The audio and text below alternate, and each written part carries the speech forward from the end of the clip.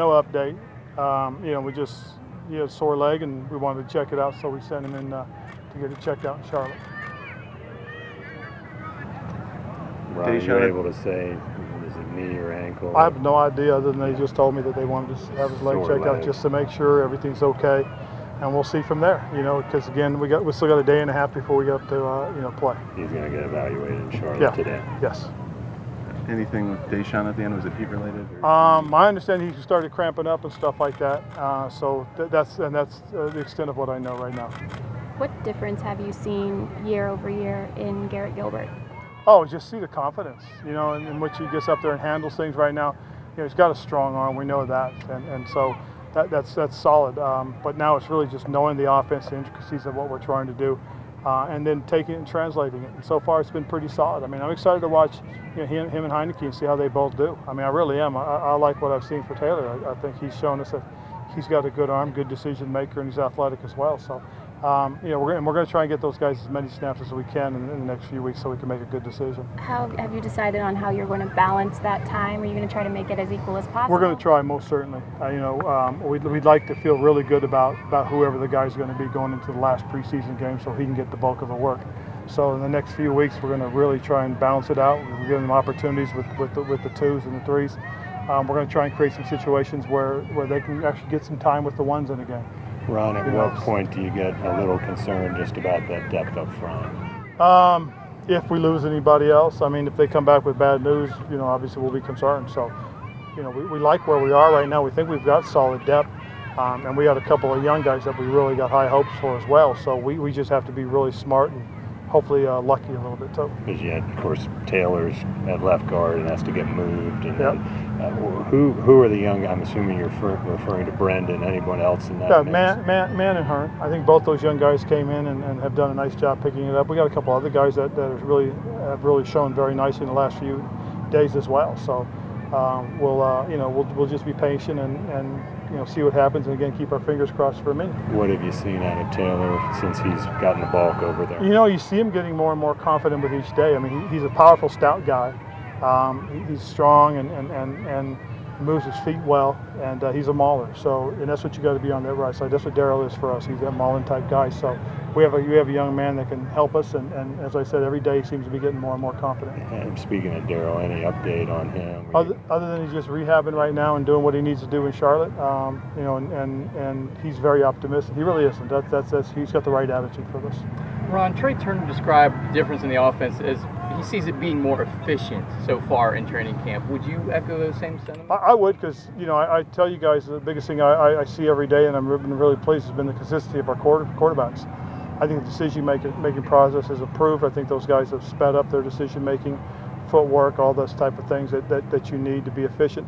But I think a lot of it has to do with the way Norv sees things and the way Norv's doing things. It's a different way. So that's been good.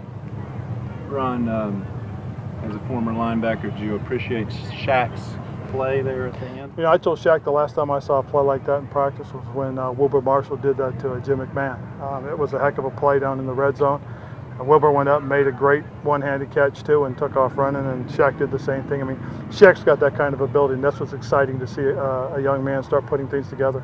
How much will Shaq's play this year, and this may be an issue for Marty too, but affect TD's future? Oh, I don't think it has any effect on TD's future. TD's future is about how he does and how he feels at the end of this year. I mean, obviously there's a place for him on this football team, but again, a lot of it is how he feels at the end of the year.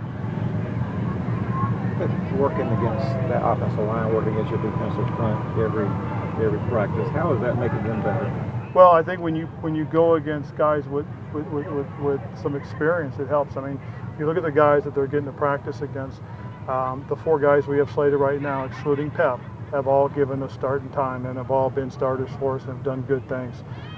So again, I think the biggest thing you see right now is like for Matt Khalil. He's working against probably one of the quicker guys in the league as far as Mario is concerned. Mario had double-digit sacks again.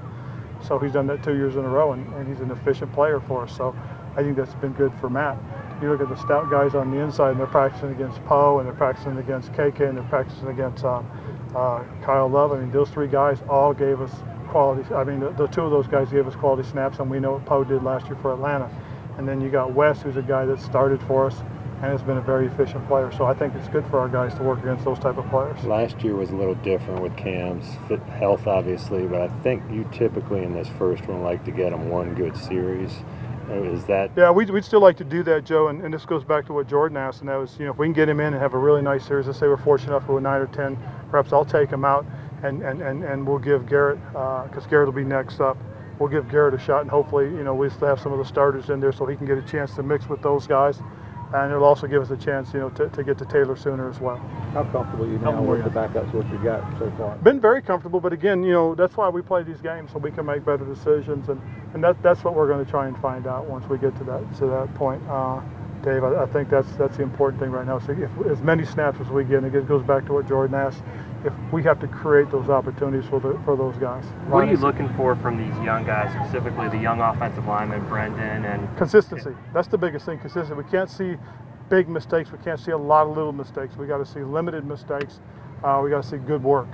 And again, that was when I circled them up today. That's one of the biggest things I told the whole group. I told all the young guys. I said, man, if I were you, I'd get into the book, and if I had a question, I'd come find somebody to ask, and told them to take responsibility. This is your opportunity. How nice is it for them to have those veterans on the line, Ryan Cleo, Matt Cleo, that they can go to and ask about? Oh, I think it's great. I mean, the nice thing for those young guys is who they're lining up next to. Brendan's got an opportunity to land up next to Matt, and quite honestly, Tyler Larson's going to be in there, and he'll do a good job communicating with those young guys as well. So they are fortunate to have young veteran guys next to them. Is Mahan ahead of Hearn in the pecking order, or is that kind of an either-or situation still at this point? I'd say it's an either-or, but quite honestly, if something's up with Amini, we'll start off with Brandon Mann. How he said that kind of an injury or kind of kept him from getting drafted. Do you remember much about his pre-draft process? I guess an undrafted guy, you don't do a whole ton of research. No, we did do. Yeah. Marty did a lot of research on him, and Marty didn't think it was that big a deal, so we kept an eye on him. And at the end, when he didn't get drafted and we're getting ready for free agency, for rookie free agency, he was our first call once it ended. So we got on him early and stayed on him. Could you talk about Alex Armand and how he's progressing? Oh, Alex done a great job.